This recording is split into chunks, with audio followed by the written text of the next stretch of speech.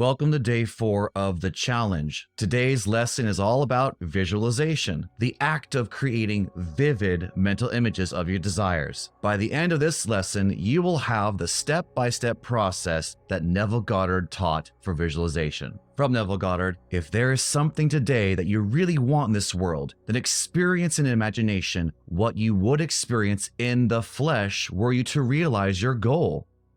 Deafen your ears and blind your eyes to all that denies the reality of your assumptions. Here are today's affirmations to help integrate what you're going to learn. Repeat after me. I see, therefore I am, and my visions are my future. These affirmations reinforce the belief in your ability to manifest your desires through visualization. And before we move forward, I just want to express this.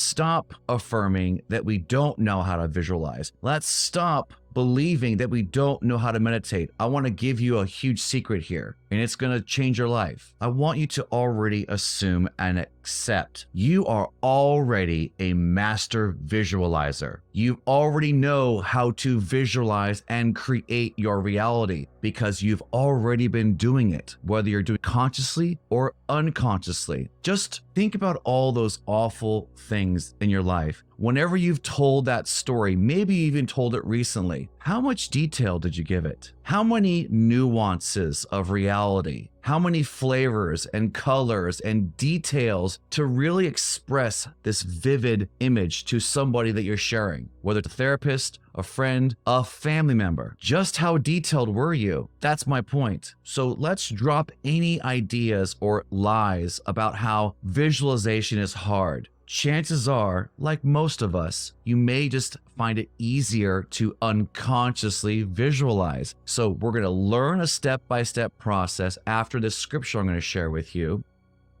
that is going to help you build on things you want to manifest instead of visualizing the things that you've already been manifesting. Let's continue from Mark 11:24. Whatsoever things ye desire when ye pray, believe that you have received them, and ye shall have them. Neville Goddard explains that this verse is specifically about moving from the state of desire to the state of fulfillment. Here he explains, when you desire something, it's a confession that you don't have it. To manifest it, you must move from the state of desiring to the state where the desire has been granted. This involves a process of visualization and revision. So ask yourself, how would I feel were it true? Then assume that feeling. This moves you from the state of desiring to the state of fulfillment, practicing exactly what this scripture teaches. This explanation underscores the importance of feeling and believing that one's desire is already fulfilled, which we've covered before. This is a key aspect of visualization and manifestation. Now, get out your notepad. We're going to go through the steps right now. Number 1, prepare your mind and body. This initial step is to bring your body and mind into a calm and relaxed state. This preparation is crucial because it's not just about visualizing.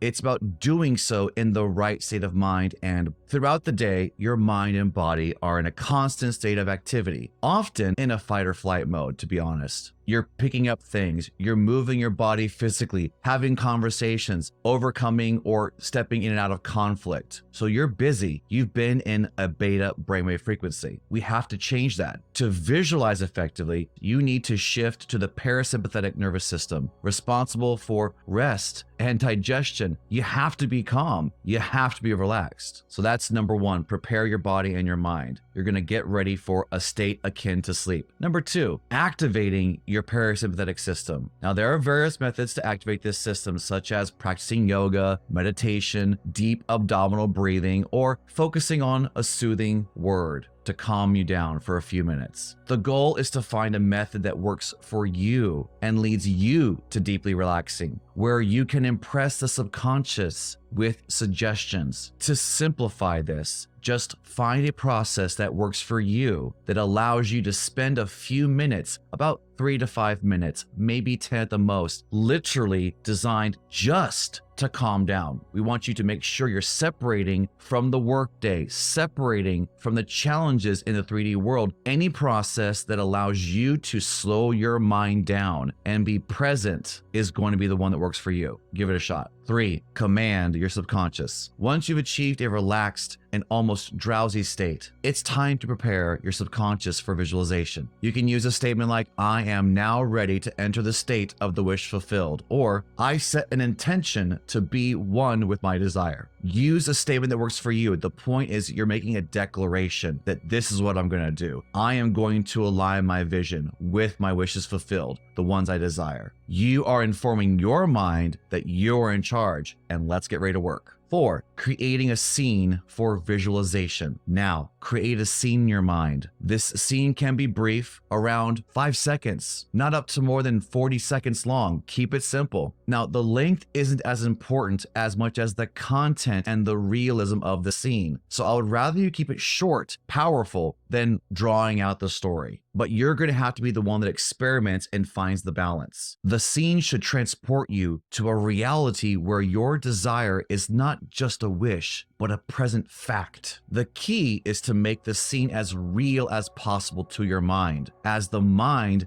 doesn't differentiate between reality and imagination. From Neville Goddard, the difference between feeling yourself in action here and now and visualizing yourself in action as though you were on a motion picture screen is the difference between success and failure. In other words, this should all be from the first person perspective, seeing out of your eyeballs, hearing inside your ears, speaking from your voice, and hearing others speak to you directly. You're not watching this in the third person. You're in it. Full audio sensory experience. Make it as real as possible. 5. Repeat the scene that you've created a few times, ideally 5 to 10 times. Yes, at least 5 to 10 times, especially if you are a beginner. This repetition helps you deeply ingrain the scene into your subconscious.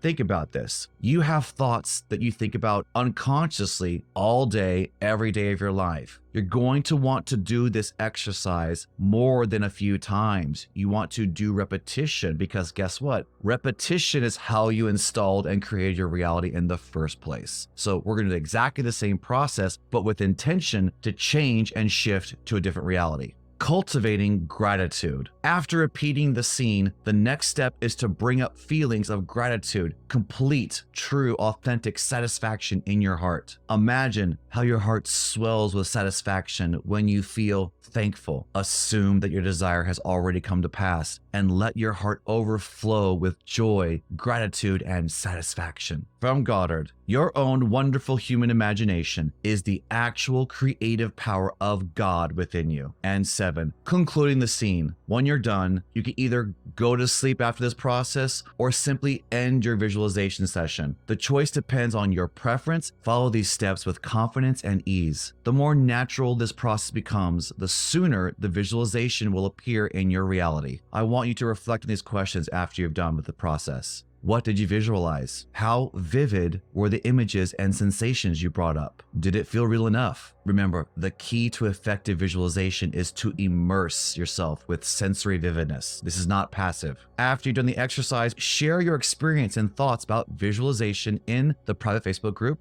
which I'll link below, or in the comments. Remember, this journey is yours, and every bit of effort you put into it brings you closer to your goals. So keep visualizing, keep believing.